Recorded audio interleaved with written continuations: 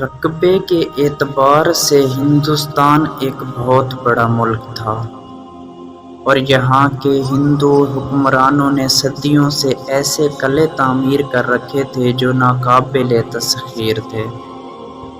سلطان محمود غزنوی نے شمالی اور وسطی ہندوستان کے تقریباً تمام قلعوں کو فتح کر لیا تھا۔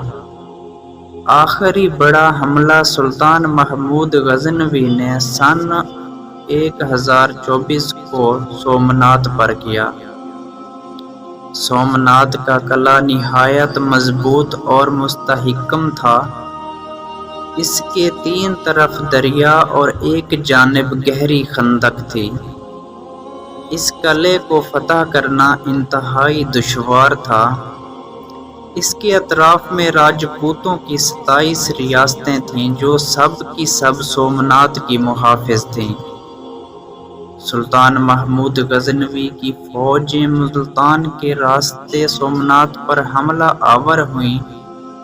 وہ اپنے لشکر میں 3000 مجاہدین اور 20,000 بارادری اونٹوں کا اضافہ کر کے غزنی سے نکلا اور 15 رمضان کو ملتان پہنچ گیا۔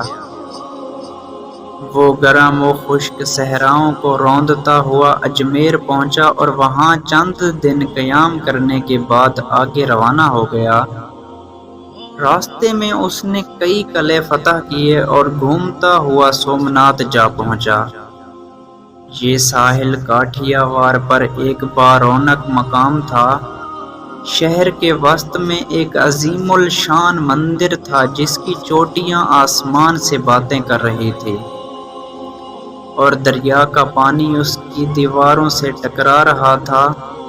اسلامی لشکر کے قریب پہنچتے ہی ہزاروں پجاری فصیل پر آ کر کھڑے ہو گئے اور پکار پکار کر کہنے لگے، ہمارا معبود اس لیے تمہیں یہاں لایا ہے کہ سب کے سب ایک دم ہلاک کر دے۔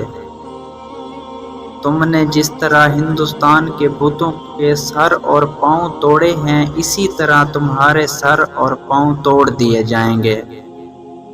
سلطان نے ان کی طعن و تشنیع کا کوئی خیال نہ کیا اور فوج کو پڑاؤ کا حکم دے دیا۔ دوسرے روز صبح ہوتے ہی لشکر اسلام نے فصیل کے محافظوں پر تیروں کی بارش برسا دی۔ ہندو سپاہیوں کی ایک بڑی تعداد زخمی ہوئی تو انہوں نے فصیل خالی کر دی اور سومنات کے بت کے سامنے جا گرے، گڑ گڑا کر رونے لگے اور اپنے معبود سے مدد مانگنے لگے۔ ادھر مسلمانوں نے فصیل خالی دیکھی تو سیڑھیاں لگا کر فصیل پر چڑھ گئے اور مندر کے در و دیوار اللہ اکبر کے نعروں سے گونج اٹھے۔ یہ منظر دیکھ کر ہندو سپاہیوں کو غیرت آئی اور تلواریں سونت کر مقابلے پر آ گئے۔ شام تک دست بدست لڑائی ہوتی رہی اور اندھیرا چھانے پر دونوں فوجیں اپنے اپنے مقام پر واپس آ گئیں۔ تیسرے روز مسلمانوں نے پوری قوت سے حملہ کیا مگر اطراف کے راجاؤں نے فوجوں نے ان کو آگے نہ بڑھنے دیا۔ بڑا سخت معرکہ ہوا مگر جنگ کا فیصلہ نہ ہو سکا اور شام ہو گئی۔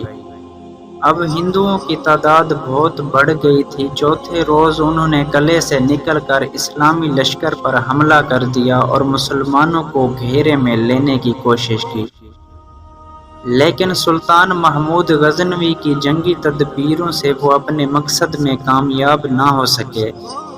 جنگ اپنے عروج پر تھی۔ ہندو سر دھڑ کی بازی لگا رہے تھے۔ پجاری اشلوک اور منتر پڑھ پڑھ کر مسلمانوں کو للکار رہے تھے۔ ایک دم انہوں نے متحد ہو کر مسلمانوں پر اتنا شدید حملہ کیا کہ مسلمانوں کے قدم ڈگمگا گئے۔ سلطان نے اس کے جواب میں فوج کے ایک حصے کو علیحدہ کر کے ان کے مقابل کر دیا۔ دو اطراف جنگ شروع ہو گئی۔ اسی اثناء میں بھیم دیو راجہ اپنی تازہ دم فوج کے ساتھ آن پہنچا اور ہندوؤں کا غلبہ بڑھ گیا۔ سلطان نے دیکھا کہ ہندوؤں کی فوج میں مسلسل اضافہ ہو رہا ہے جبکہ سلطان کا اللہ کے سوا کوئی مددگار نہ تھا۔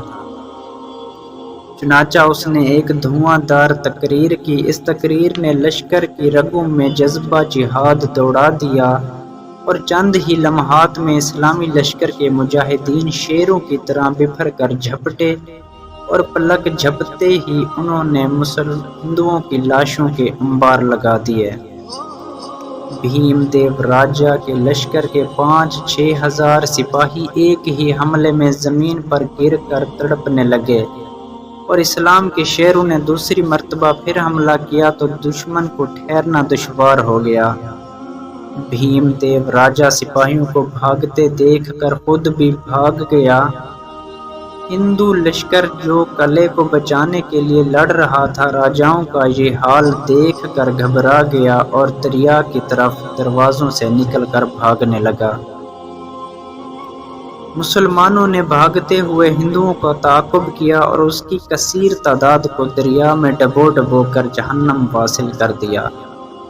مکمل فتح کے بعد سلطان محمود غزنوی مجاہدین کی ایک جماعت کو لے کر قلعے میں داخل ہوا۔